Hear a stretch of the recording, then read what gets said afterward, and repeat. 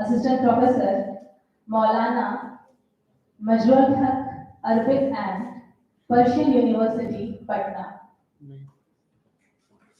Topic: Making India a Global Education Opportunities and Challenges.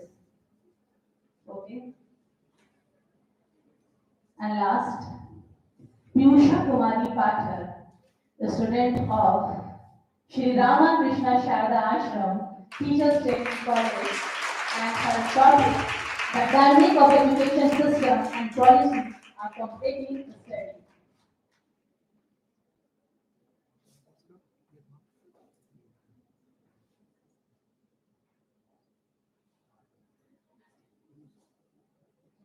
सर्वप्रथम श्री ठाकुर जी महाराज, मां शारदा और स्वामी विवेकानंद जी के चरणों में प्रणाम करती हूँ।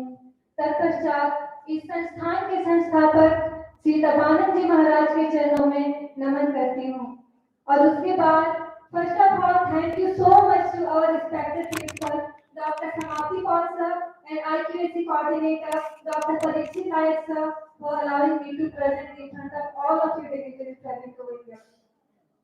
I just want to say to all of you that sir and ma'am, आपके पास तो नॉलेज का ओशियन है, मैं तो सिर्फ ड्रॉप भर की कोशिश करने जा रही हूँ। अगर मुझसे कोई गलती होगी तो आई होप आप मुझे सही राह दिखाएंगे।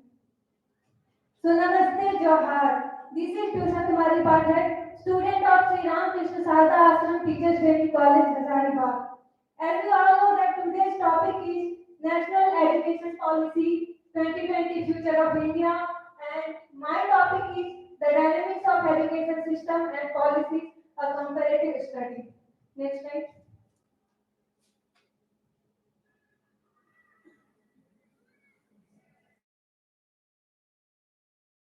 अर्थ इस बात से निकालते हैं कि यह एक स्कूल की शिक्षा है।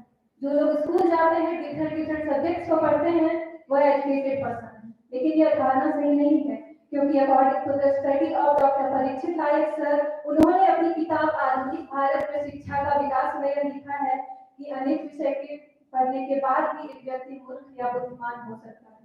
फॉर एग्जाम्पल, अगर एक बहुत पढ़ा लिखा व्यक्ति किसी से दुर्व्यवहार करता है तो वह मेरी नजर में अशिक्षित है। वहीं दूसरी ओर अगर एक व्यक्ति जिसने कभी स्कूल के कैंपस में कदम तक नहीं रखा है, लेकिन वह समाज की भलाई के लिए सोचता है, लोगों से प्रेम की भावना रखता है, तो वो मेरे नजर में ज्यादा शिक्षित है।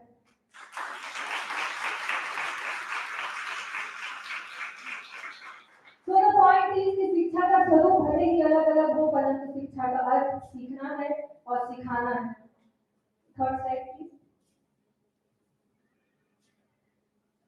अब बात आती है एजुकेशन सिस्टम की, शिक्षा प्रणाली। It is mentioned that in the year 1996 learning the treasure with in noun report प्रस्तुत करते हुए यूनेस्को अध्यक्ष ने कहा था कि एक आर्थिक शिक्षा व्यवस्था वह है जिसमें स्थानीयता तथा अंतरराष्ट्रीयता के मध्य संतुलित समन्वय देखने को मिलता है। और यह वह व्यवस्था है जिसकी जड़ें तो अपनी संस्कृति से जुड़ी होती हैं, परंतु जो नित्य नए ज्ञान और प्रगति की ओर अग्रसर रहती है। एंड हमारी न्यू एजुकेशन पॉलिसी 2020 इसी विचार को साकार करती है। एजुकेशन सिस्टम की बात करें तो समय के अनुसार अलग अलग शिक्षा व्यवस्था एजुकेशन सिस्टम आए, जिसमें सबसे पहला और सबसे प्राचीन हमारा जो शिक्षा व्यवस्था था वह था वैदिक एजुकेशन सिस्टम। वैदिक एजुकेशन सिस्टम में संस्कृत भाषा में शिक्षा दी जाती थी, गुरुकुल पद्धति की बात थी, लेकिन अगर कोई कमी थी तो वह थी इंक्लूसिव एजुकेशन, समग्र शिक्षा। शिक्षा सभी को नहीं दी जाती थी। जब बात शिक्षा देने की आती थी तो सिर्फ ब्राह्मण, क्षत्रिय और वैश्य शूद्रों को नेगलेक्ट कर दिया जाता था। और इसी चीज को करेक्ट करने के लिए हमारा second education system Buddhist education system है, जो लॉर्ड बुद्धा ने लाया था। इनके अनुसार एक मानव सिर्फ एक मानव है, उन्होंने उसकी जाति, उसके धर्म के अनुसार उन्हें बांटा नहीं और सबको शिक्षा देने का प्रस्ताव रखा। Modern education system was shifting from traditional education system, और इसकी शुरुआत लेट 19th सेंचुरी और अर्ली 20th सेंचुरी में थी। शिक्षा व्यवस्था को और भी अच्छा सफल करने के लिए कुछ एजुकेशन पॉलिसीज आई, जिसमें से हमारी पहली पॉलिसी थी NP 1968 National Policy on Education, जिसमें free and compulsory education, raising the status of teacher, development of languages, science education and research, education of agriculture and industry, education of minorities and educational structure का हमारा 10+2+3 जिसमें पहले से 10वीं तक की कक्षा को एक साथ रखा गया, 11th and 12th की कक्षा एक साथ थी और स्नातक ग्रेजुएशन की बात करें तो वह 3 सालों की होगी। Next slide.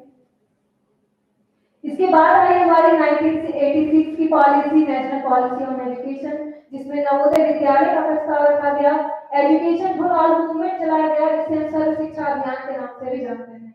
Operation black board, इसमें स्कूल के स्ट्रक्चर और टीचर्स क्वालिटीज पर ध्यान दिया गया। उसके बाद distance education and open university, distance education का प्रावधान रखा गया, जिसमें जो लोग कॉलेज तक जाने के लिए समर्थ नहीं है वह भी शिक्षा प्राप्त कर सके। उसके बाद टीचर ट्रेनिंग जो करने के लिए हम सब यहाँ आए हैं, इस कॉलेज में एडमिशन लिए हैं, इसकी बात सबसे पहले 1986 की एजुकेशन पॉलिसी में की गई थी। Next slide. अब नेशनल एजुकेशन पॉलिसी 2020 जो आज का हमारा टॉपिक है, इसकी बात करेंगे। अगर कंपैरिजन देखें तो स्ट्रीम्स का देखें तो प्रीवियस एजुकेशन पॉलिसी में 3 प्राइमरी स्ट्रीम्स थी, science, arts and commerce, and currently new education policy में कोई हार्ड सेपरेशन नहीं है। फॉर एग्जांपल, मैं अपना एक एग्जांपल देना चाहूंगी। मैं चाहती थी कि मैं मैथमेटिक्स के साथ हिस्ट्री भी पढ़ सकूं, मुझे बहुत इंटरेस्ट था, मैं नहीं पढ़ पाई। लेकिन अभी की जो शिक्षा व्यवस्था है, अभी की जो शिक्षा प्रणाली है, वो मुझे अलाउ करती है कि मैं जिस भी सब्जेक्ट में इंटरेस्ट रखती हूँ मैं सारी पढ़ूं। उसके बाद इस कोर्स की बात करें तो in previous education policy there was it was based on secured marks, but in new education policy it is based on 360 degree performance evaluation। Degrees की बात करें तो आपको 3 इयर्स और 4 इयर्स फुल कोर्स करने के बाद ही डिग्रीज दी जाती थी, but in new education policy there is multiple entry and exit. अगर आपने एक साल की पढ़ाई की और किसी कारणवश आपको कॉलेज छोड़ना पड़ा तो आपको अब उसमें व्यर्थ नहीं जाएगा, आपको डिग्रीज मिलेगी। आफ्टर दैट पेडागोजिकल स्ट्रक्चर की बात करें तो प्रीवियस एजुकेशन पॉलिसी में 10+2+3 था, जो अभी 5+3+3+4 है। नेक्स्ट में ओके, अब आता है कंक्लूजन।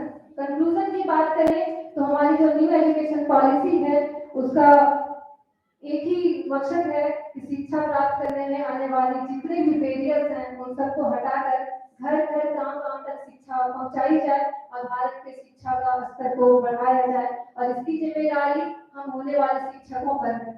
क्योंकि मैं भी एक शिक्षक बनना चाहती हूँ, तो मैं चाहती हूँ कि मैं भी इस पे काम करूँ और न्यू एजुकेशन पॉलिसी को ध्यान में रखते हुए इसे ग्राउंड लेवल पर इम्प्लीमेंट करने में मैं भी कुछ अपना सहयोग करूँ।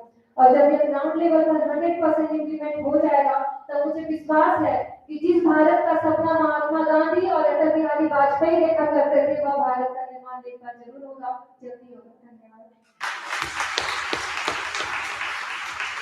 थैंक यू वेरी नाइसली आपने एजुकेशन सिस्टम के बारे में बताया, प्लस आपने कंपेयर भी बहुत अच्छे से किया पुरानी पॉलिसी और अभी की पॉलिसी में क्या डिफरेंसेस आए हैं।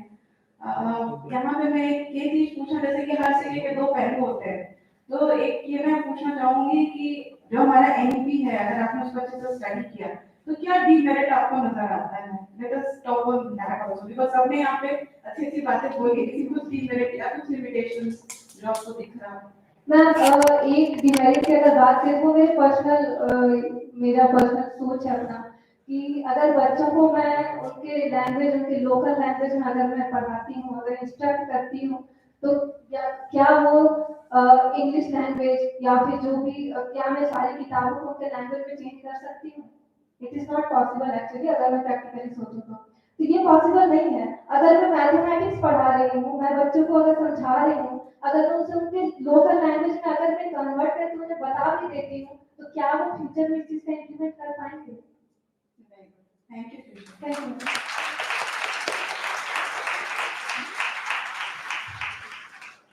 थैंक यू सो मच सारे प्रतिभागी।